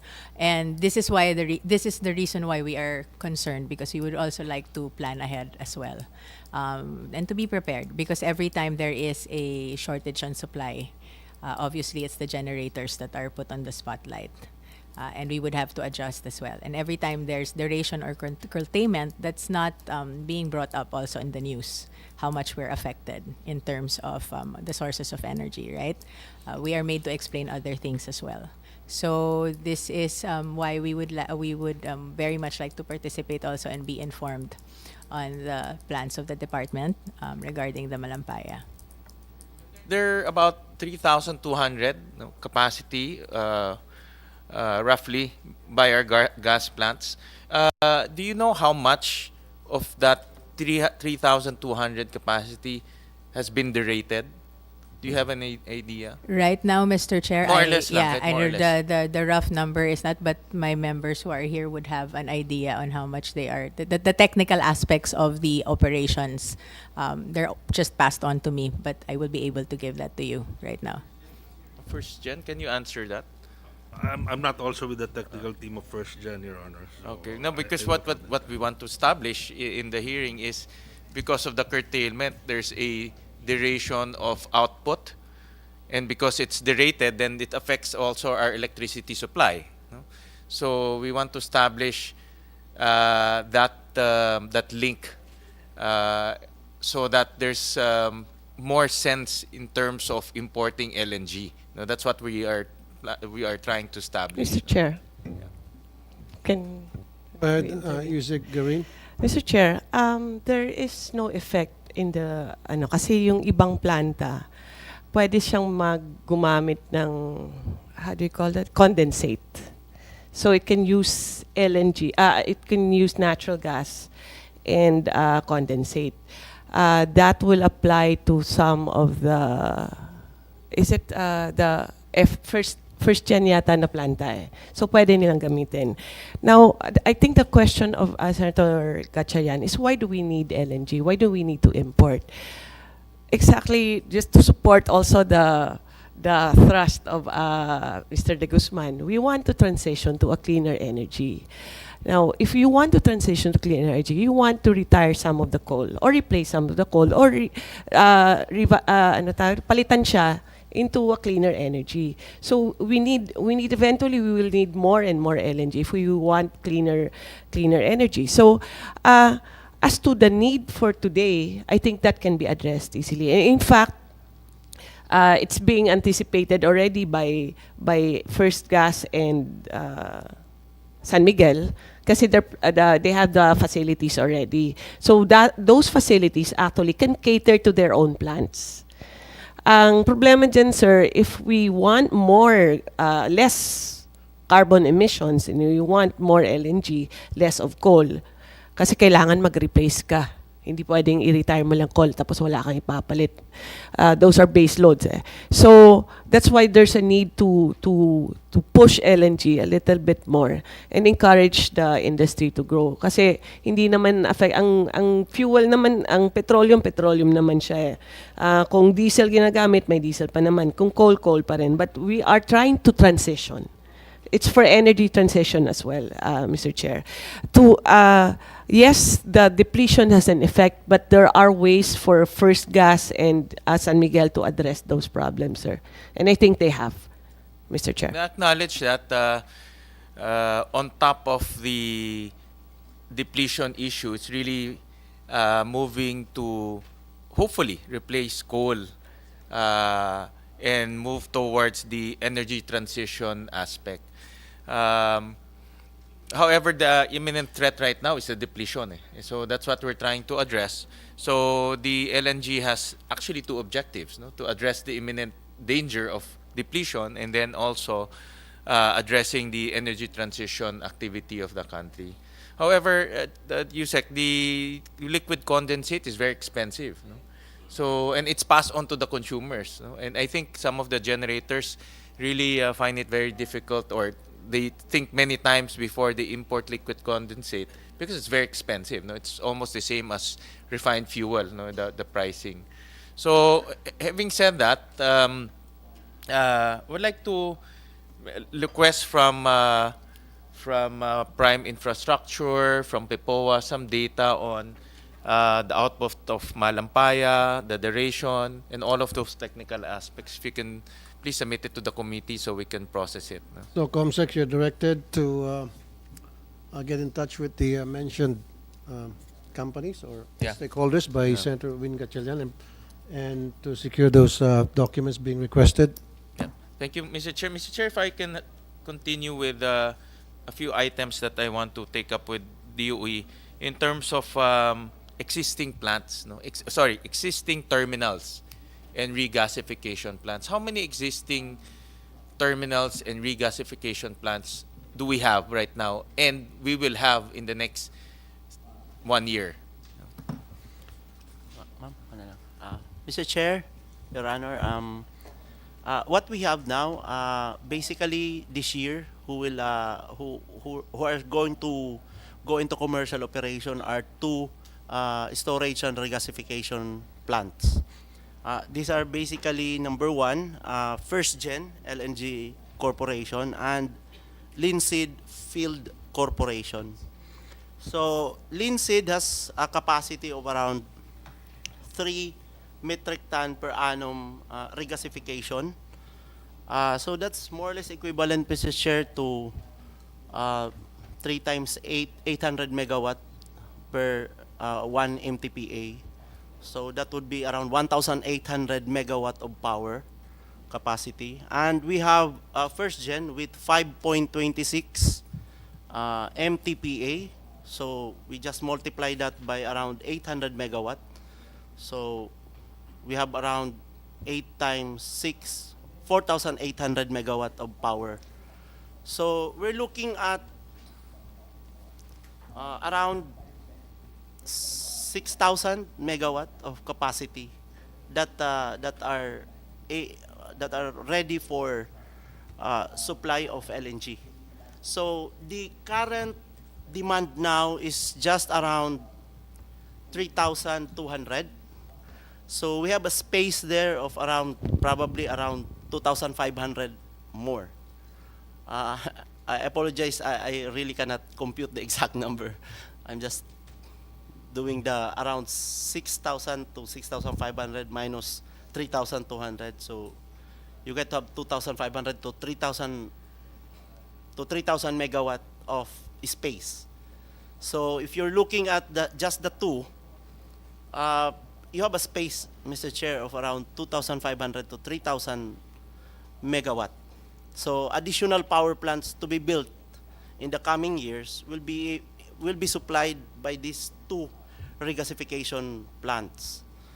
Well, we have additional applicants like Energy World with 3 MTPA, Luzon LNG Terminal, LLTI, with 4.4 MTPA proposal. We have we have also Shell with 3 MTPA, Veris with 3 MTPA, and of course, Samat, a small-scale type of proposal with 300.32 MTPA. So, all in all, if this proposal will come online, we are looking at 21 MTPA. So 21 MTPA, 21 times 800 megawatt, that will be the space that we will have for the capacity to provide power in terms of megawatt. So 21 times 800 megawatt. So So Attorney Rino, right now we're already excess capacity. With 2,000, what you're saying is the sweet spot for us is about 5 MTPA. Well, except because of the existing plants right now. No. So, but we're now at 8 MTPA, so we have 3 MTPA excess capacity. At this point in time, Mr. Chair, we're just looking at Ilihan and the first-gen power plants. We have a space of around, again, 2,500 to probably 3,000 megawatt, a space of that. Kasi kaya na niya, the 3,200 is already within the 5.26 and the 8.26 MTPA, and with a space of around 2,500 megawatt more. Correct. So that's why nga we have an excess capacity of more or less about 3 MTPA. Yes, Mr. Chair. A little bit lesser than 3 MTPA. Yes, That's Mr. Chair. equivalent That's to correct. 2,500 megawatts of excess capacity. Now, my next question is, are there power plants, gas-fired power plants coming online to absorb that 3 MTPA in excess? Sir, we have, based on, well, this is the monitored committed power projects that are gas-fired. By 2027, we will be expecting around 3,500 megawatt. But of course, we have to see them really actually coming online. So Batangas combined cycle by Excellent Energy Resources Incorporated, 2 units of 437.5 megawatt. 3 units of 437.5.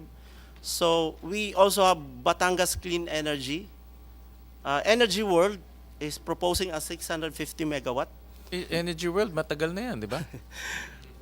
Parang there's a representative here, Mr. Oo, parang, Chair. But Batangas will have 2 units of 437.5 megawatts. So natutuloy in ba total, yung Energy World? That's been there for tagal na yan Do you still count we're Energy just World? doing the monthly operational meeting with them, Mr. Chair. We don't, of course, we always keep our dealings constant with our investors. So how many gas-fired power plants? 3,500 megawatt by 2027 if we follow this committed timeline. These are committed already? Yes, these are committed. And we Okay. have indicative, Mr. Chair, of around 7,748 How megawatts. can you add energy, with all due respect to Energy World, parang matagal nang committed sila eh. Parang, I know, 10 years ago committed na sila eh. So, and, no, my point there is, Energy World is malaki yan. How much? 1,200 megawatts? 650 megawatt power, but of course with 3 MTPA. 600 megawatts. That's If they even are less keeping, than 1 but MTPA. my point there is, we always include that in the computation of committed, but it's always delayed. So all of the demand supply computations get thrown off because it's always delayed. No, with all due respect to Energy World, because I've been seeing Energy World's name in all the documents, but it's always delayed. No, so my point there is, how can we match demand supply if the 600 megawatts is always delayed? No, so you have to look at that angle, because my point there is we have excess capacity, and these plants, this regasification terminal and regasification plants will need to sell all of their offtake. Mr. Chair. Yeah.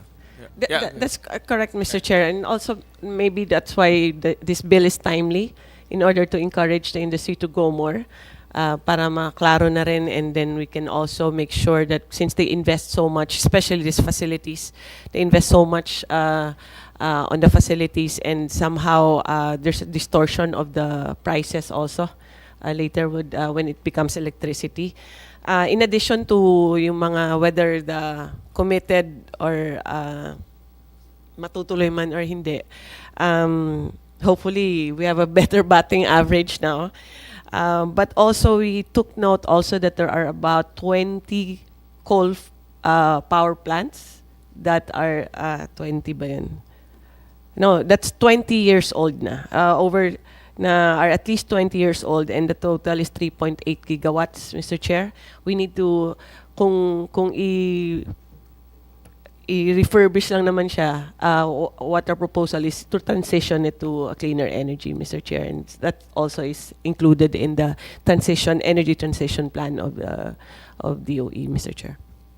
Makasingit lang, Senator Win, where's the Energy World dito? Energy World? Ikaw, Attorney Jocelyn Coronado. Yeah, your company made a commitment more than 12 years ago, 12 years ago, to put up energy power plant, LNG plant. It's been 12 years, more than a decade. So what happened? What's stopping you? Ano yung mga impediments kung meron man? Bakit sobrang tagal ng delay? First of all, sir, when the project has started, wala pa ako doon. And then yung nakita namin delay doon before is yung connection namin to the grid, which is our final connection to the grid is the new Pagbilao substation. Which is Connection to the grid. Yes, which is already present and operational at this moment, the NGCP substation. And we are doing our best to put... So sinisisi mo yung NGCP? No. Hindi kasi nabanggit mo NGCP. Connection to the grid. Pero okay lang kung sisihin mo NGCP. I can understand. What I'm saying, sir, is our final connection with our existing connection agreement with NGCP is connection to the new Pagbilao substation, which was only commercialized or put into operation last year or early third quarter of 2022. And as of this time, since our final connection is already there, we are doing our best to put our project into commercial operations the soonest possible time, sir. So all your projects are operational now? No, we are doing our best to put it into commercial operations the Into commercial soonest operation. possible time. Soonest possible time. Meron kayong timetable kung kailan? With regards to that, I have to consult also our technical team for the Gantt chart of the... So wala pa final- talagang definite time kung kailan? Yeah. Wala pa. So, maybe another 12 years? Wag naman po, sir. Sisi mo NGCP, go ahead. Anong problema? Of course. Total, yun naman talaga. Palagi naman NGCP ang reason kung bakit nagkakaroon ng mga delays sa mga projects dahil sa connectivity. So, put it on record na sinisisi mo NGCP, I don't mind. No? Okay. Of Go course ahead, not, sir. Senator Win. Yeah, thank you. Thank you, Mr. Chair. Mr. Chair, because there's excess capacity, I'll jump to a topic that is quite important. No, looking at all the bills, is the topic of third-party access. No, because that is supposed to address excess capacity, and I want to get the views of DOE in terms of this concept of third-party access. First of all, please define to the committee what is third-party access and how you envision third-party access to come into play in terms of this proposed measure. Because the third-party access is the application of third-party access in the proposals is actually quite different. No, different with the House version, different with my version, different with the other versions. So we want to understand from DOE, number one, the definition of third-party access and the application of third-party access.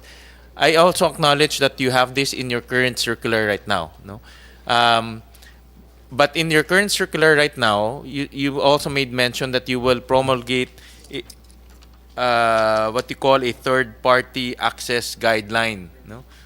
No. So have you promulgated the guideline already? No. So those are my question. And Attorney Rino, you may. Mr. Chair, I would attempt to describe the first question, but I would refer to Ma'am Yusek Garin for the policy. Because this is a very important policy or very important feature of the bills, no? Yes. And describe to us so that the committee will be enlightened on how DOE plans to apply this and how DOE envisions to apply the third-party access feature. Mr. Chair, before Director Rino will start, for LNG, you have the facilities, and how do they dispose of their product?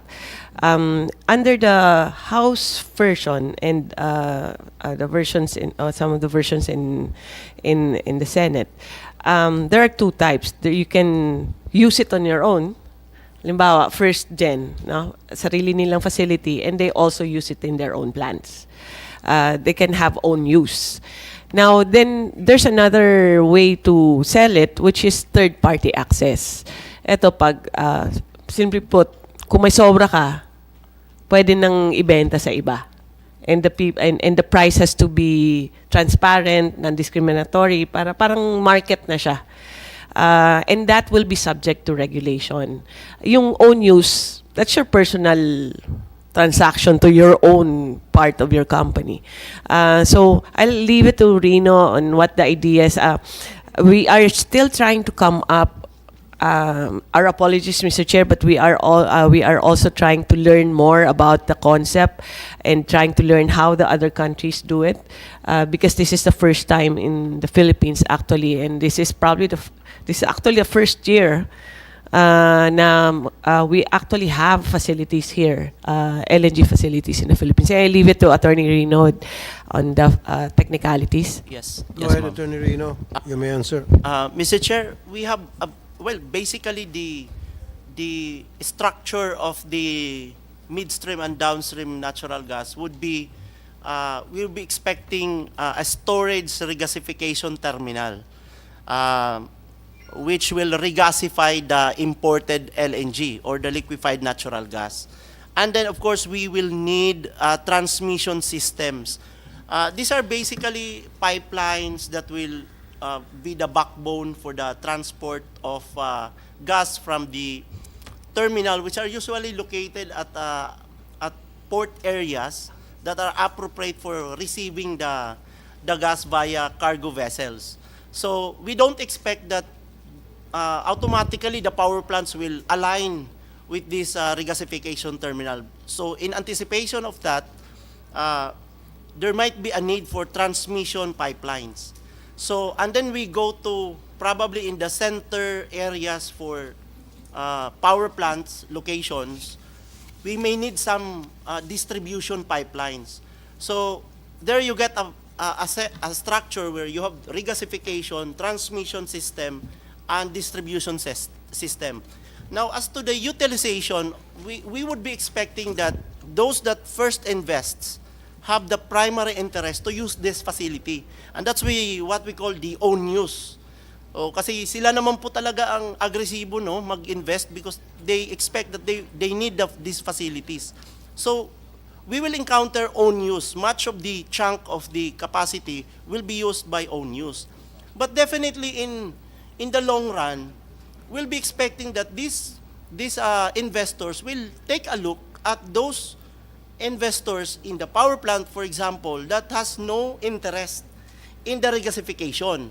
So now we get to the capacity being created solely for this purpose. Selling the capacity to this third party outside of the company and its affiliates. So outside, they have no relationship to these other companies who are keen on using the gas, which have no facility to receive the gas. Regas and receive. So now we have what we call the TPA allocated capacity, the third party accessible capacity. And this is what Ma'am is saying, that we still have to discuss much if this could be a capacity which will necessitate regulation, or this could be as usual. We should not forget that we're dealing with a fuel. Coal is not regulated. Price of coal is not regulated. Price of petroleum products is not regulated in terms of price. And this is LNG, and just another type of fuel. So we need to discuss also with the Senate whether we're really going for the regulation, or we just want it market forces determining or discovering the price. Or we can also say that we don't regulate the gas itself, but we regulate the services, the associated fees for the services done by regasification operator, transmission operator, and distribution operator. So there are things that we need to really sit down and discuss on the details. Okay, thank you for that input, Mr. Abad, kasi in my bill, I want it regulated nang sa gayon makapasok po mga competition and maging competitive po yung price.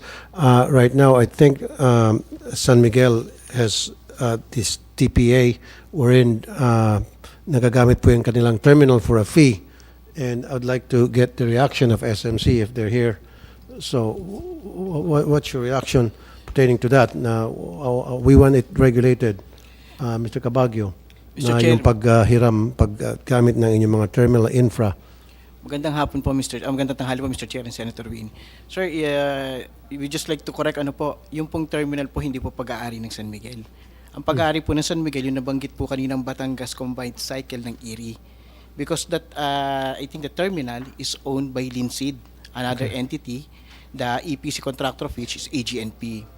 Well, given that regard, Mr. Chair, even if we are not the owner, but we are advocating consistent with our advocacies or our position in the House bill or the law that has been passed by the Congress concerning this matter, that these kind of LNG terminals, which has only or is catering to adjacent power plants, must also be considered as own use facilities if they are not connected to the transmission system that would be established later on.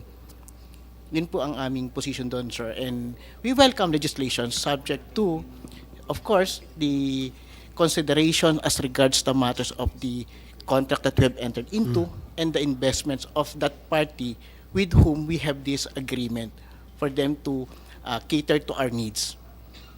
And not necessarily na kami po may-ari nun, sir. Okay.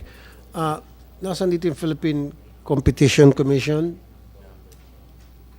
Is that you? Director Tolentino, what's your input on that? On the third party access Yes, sir. terminals.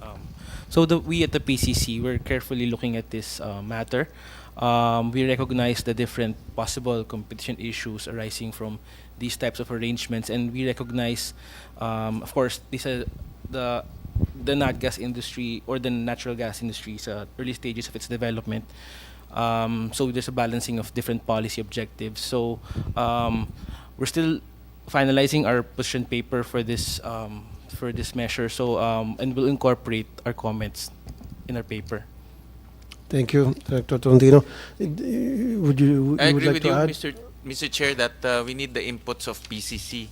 No, because the third-party access, I mean, the overlying reason for the third-party access is competition. Diba? To improve competition both at the terminal level and also at the generation level.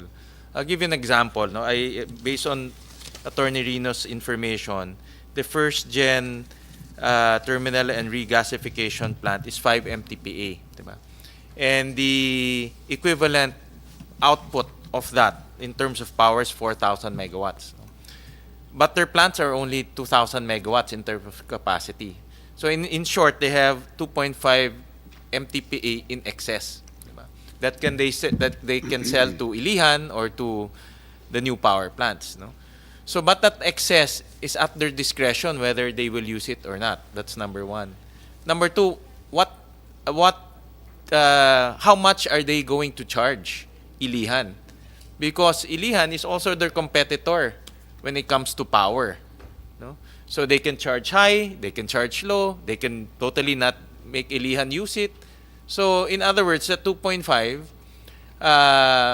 is the 2.5 MTPA should be looked at in the view of improving or enhancing competition.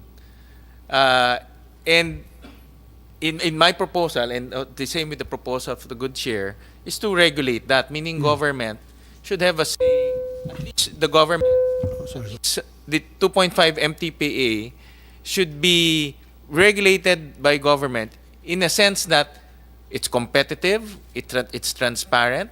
If if the price discovery is through a bidding, then that should be the guidelines. Not regulate in terms of magkano, but regulate in terms of price discovery. So my point there, the long and short of it, is that 2.5 should be viewed as a competition issue. No? And we would like to get the opinion of the PCC as to how to treat that 2.5 MTPA in view of the TPA feature and how government should approach the TPA feature. No? Because in some proposal, it's voluntary, meaning I volunteer my 2.5 MTPA. No? In some of the bills, my proposal is government should regulate that. No? Regulate in the sense na dapat competition kayo sa 2.5. So it's available to everyone. No? So, Mr. Chair, in the technical working group, we would like to seek PCC's guidance on that, because that's a very important feature of all of the bills. No? And we need to know how to approach it without actually implementing too much regulation as well. No? We don't want also to excessively regulate the private sector. What we want is to make sure that there's healthy competition. No? That's the whole point, Mr. Chair. Chairman. All right, Yusek Shargarin. Mr. Chair, there are two facilities today, and the interest of the stakeholders for now is that, well, basically they were the ones who spent for the facilities instead of the government doing that. So we were trying to find, we need to, the sentiment, because we did a consultation, focus discussion with all the agencies and the stakeholders. It's also, to what extent can we force the facilities to sell their excess? because basically this is not a public utility. It's a private property, private operation, and the government, in fact, including DOE, does not actually have the capacity to regulate the price because we do not have the mandate to that. Only ERC has a mandate to regulate the price when it becomes power. What we can propose as much as possible for DOE is to regulate the standards. But the price, that is something that we have been struggling because it's not within the powers of DOE, and there is no other agency that has the mandate to regulate such. PCC can only come in when there's abuse of dominant position or some other provision in the PCC. So that, I think that's where the bill will come in, Mr. Chair. Kung kung gusto ba natin i-regulate yung presyo, despite the fact that it's not a public utility, or are we going to consider this a public utility, or we base it on the Public Service Act, Mr. Chair? Thank you, Yusek Sharon Garin. It seems to me that go ahead. Mr. Chair, I have one Senator more Win. topic, no? Just to get the opinion of DOE on the issue of downstream. No, when you say downstream is from the plant to the homes. No, so that's parang in some jurisdiction LPG is being piped to the homes, natural gas being piped to factories and to the homes. That's considered downstream. So I want to ask DOE. Is that feasible in our country? Do you actually see a scenario wherein natural gas will be piped to each and every home of our here in the Philippines? Mr. Chair, I think they did this in BGC at one point and stopped. Yeah. But due to technical difficulties, they stopped. But what we envision, because usually LNG or nat gas is used for heating. Correct, And that's not the case for our country. Although maybe in the future there's a possibility for some other use. What we see more is for industrial uses, Mr. Chair, na direct siya dun sa industries. But in households, that would entail so much infrastructure and capital, Mr. Chair, and I don't know if it's practical for a tropical country like ours, Mr. Chair. That's why we've been struggling with the definition of public utility in which part of LNG or not gas, Mr. Chair. The reason why I asked, Mr. Chair, because some of the proposals have went into the discussion of downstream, no? But downstream is a whole new ball game compared to the midstream, no? So my point, if downstream will not happen because of its feasibility and cost, just imagine, tubig lang nga, binubungkal na yung ating kalsada, magbubungkal pa tayo for natural gas, no? So I think that's we all know the difficulty in that. So my point there, if there's no it will not be a reality, then maybe we can just focus. No, I suggest we can just focus on the midstream, because the midstream is a whole big industry by itself. No, so that's why I'm getting the sense from DOE if downstream can be implemented, and there's a vision to implement downstream in our country. And Yusek Garin is absolutely correct. No, most of the natural gas that I've seen is really for heating, not really for cooking pa nga, no. So but since we're a tropical country, we don't use heating technologies in our homes, no. So that's my point why I wanted to get the opinion of the DOE. No. Well, Mr. Chair, the others I can pursue during the technical working group because a lot of it are technical in nature, and we would just like to request from all the stakeholders to submit to us data, no, regarding your operation, so we can process them, and we can also establish the reasoning why. Again, no, I mean, we can further establish the reasoning why we need to pursue this type of legislation to encourage and to also regulate the importation of LNG in our country. Yeah, so all the resource persons present here are requested to submit their respective position papers on the matter. And so therefore with that, I would like to thank everybody present here who gave their own opinions. different government agencies and stakeholders. Thank you for coming. So until we'll let you know when are we going to schedule for the TWG. For now, I'll say thank you and have a nice day. And adjourn pala.